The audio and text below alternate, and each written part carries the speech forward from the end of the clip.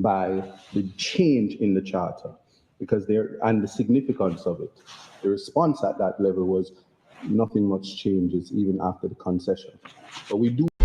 Kaboom! You know it's Warlord representing for Hooray Freestyle Adventures! What am I saying? Tell them fix them dentures. Kaboom! Recognize the importance of it, but to submit to the court that the test wasn't done, and so there's no balancing exercise to which could have happened.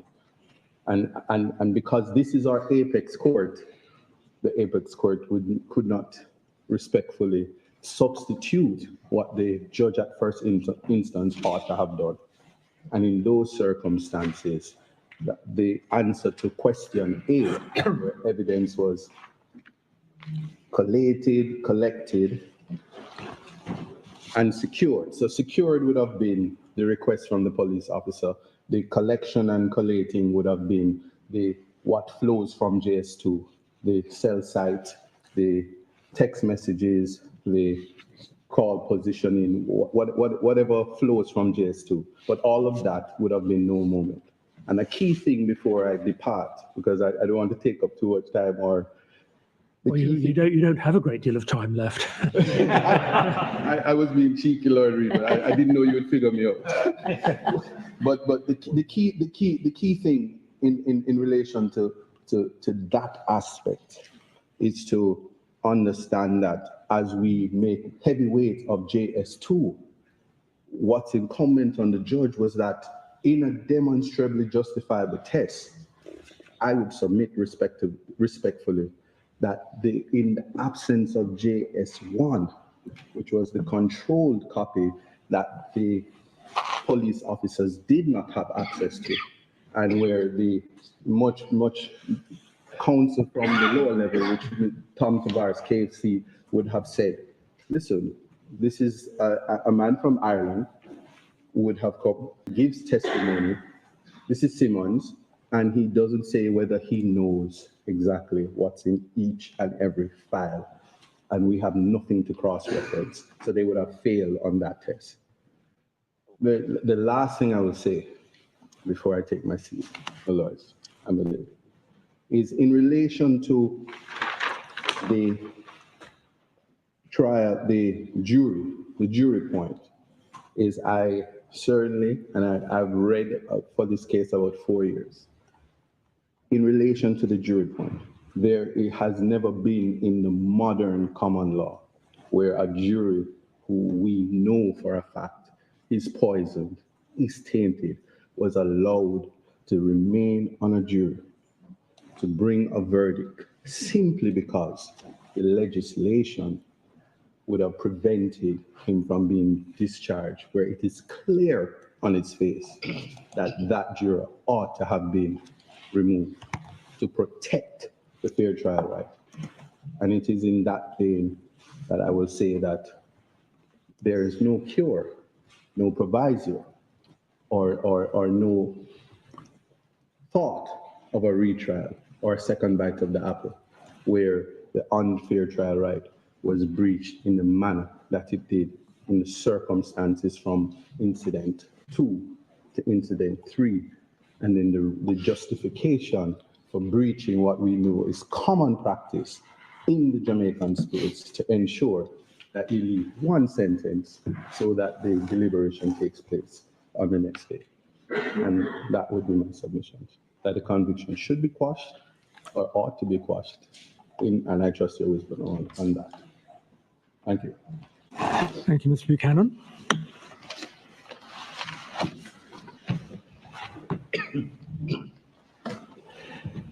Well, if we've heard all counsel on behalf of the appellants, then I'll turn to Mr. Knox. Now, Mr. Knox, I don't want to knock you off your stride before you've got started, but it would be helpful to us if you were able to address us first on the jury issues, and then we may consider whether we need to hear you on the JS2 issue. My lord, yes. Doesn't knock me off my stride too far. Can I deal first with the first to the jury questions that remain. And go first of all to E4072, 4072.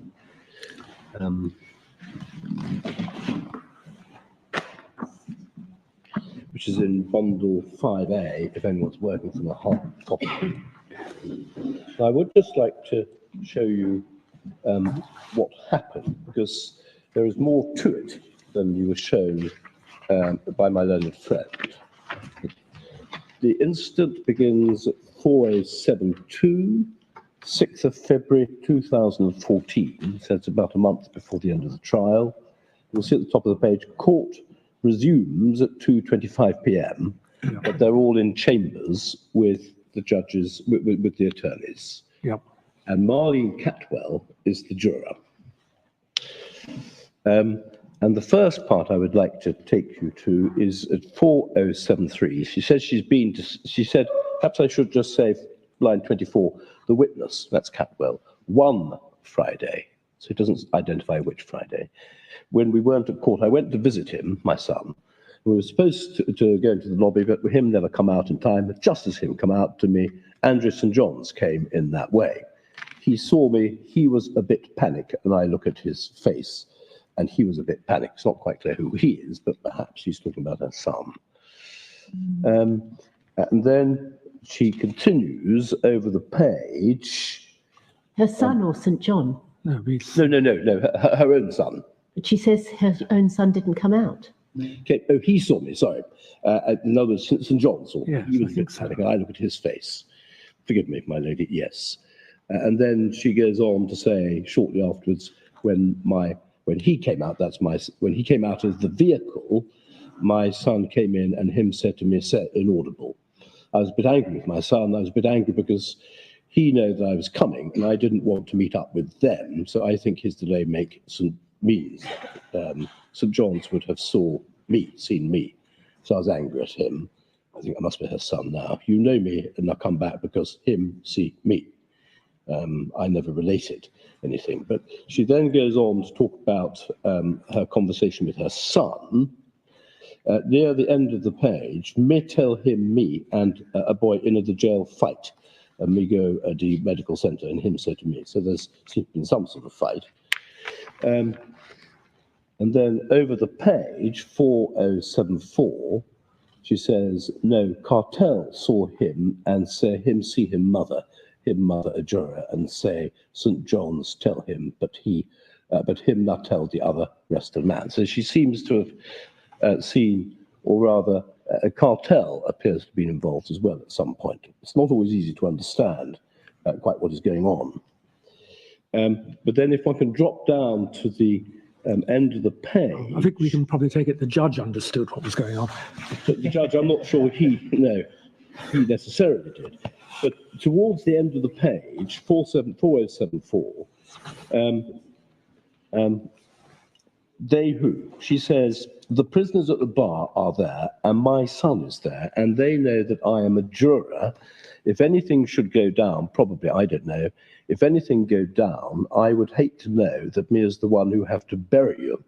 And he said, Kartel said to him, he was saying if.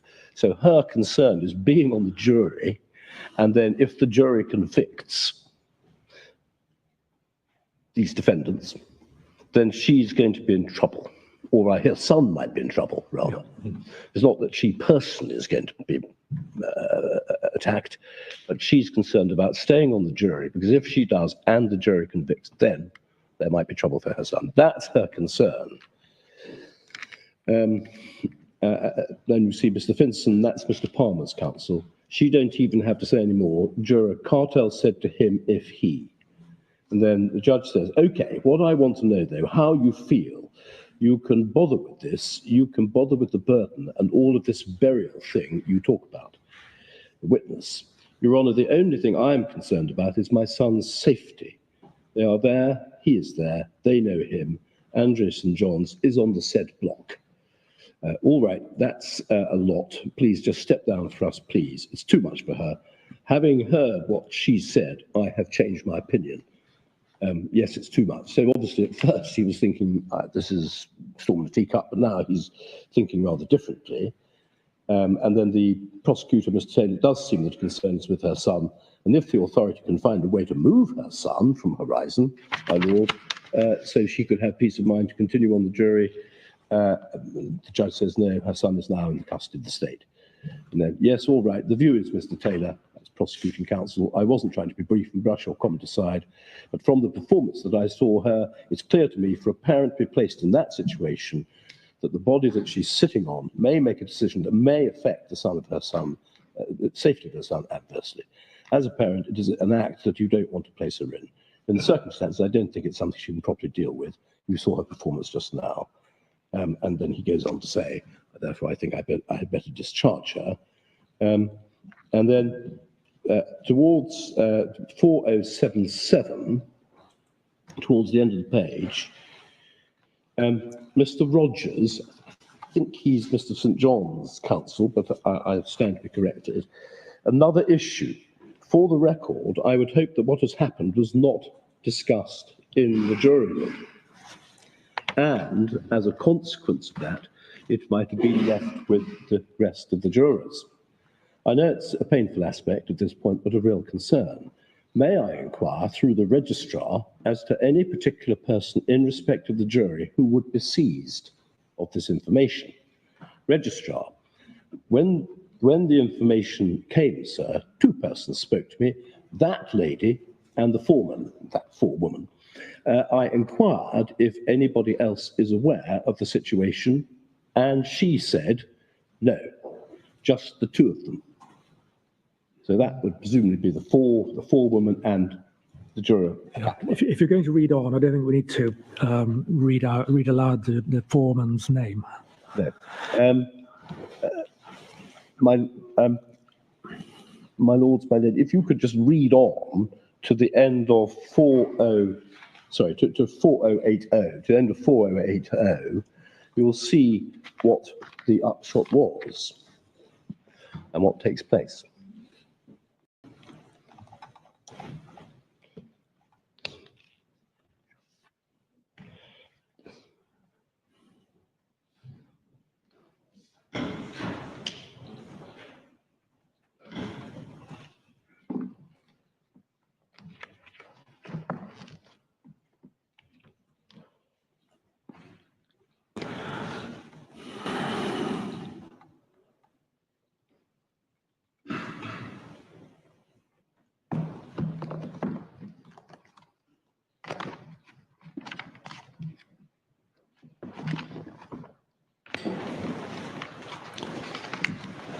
So, my lords, my lady, what you get out of this is no one else knows except the forewoman and Catwell. It's not gone to the jury.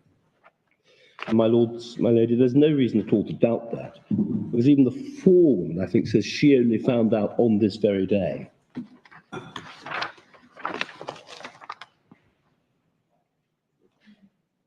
And then the judge finishes at 4081 saying, I'll make an announcement that she has a personal difficulty, and I'll dismiss her. Now, in my submission, there's nothing wrong with any of this.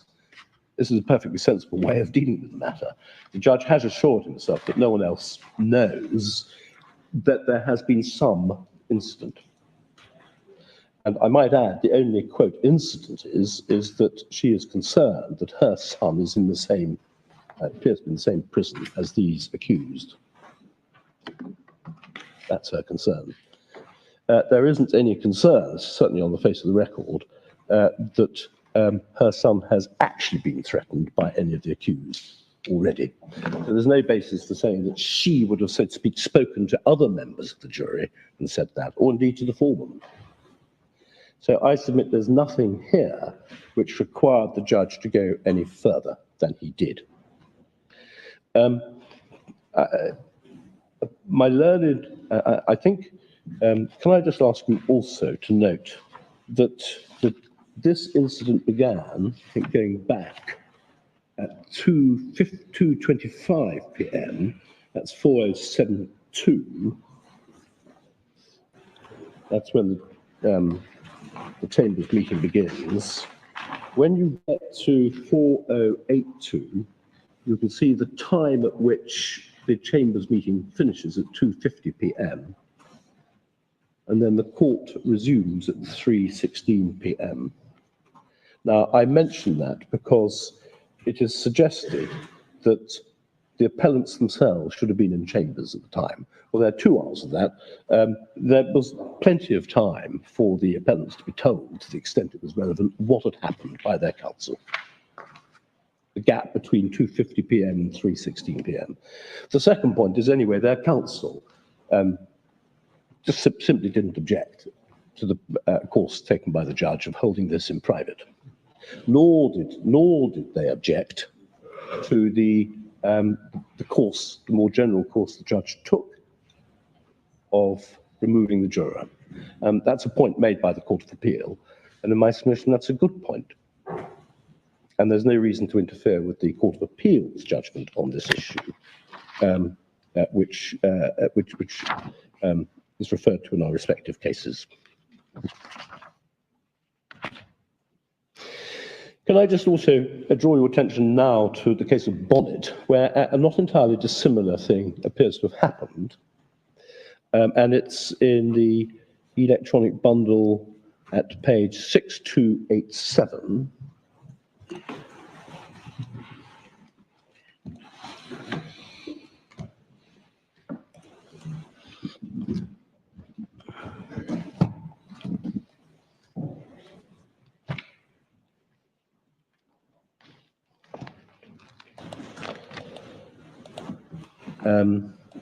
And that's where the case is. Forgive me, my lords, I think I picked up the wrong bundle. It's 6287. The relevant paragraph, if I can ask you to look at it, 6289, paragraph 21.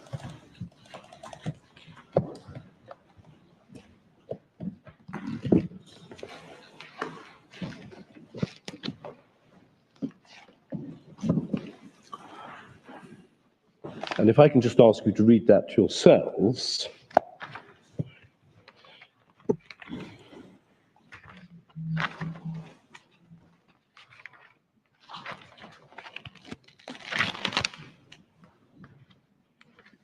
Just paragraph 21. Sorry, paragraph 21 and paragraph 22. Forgive me.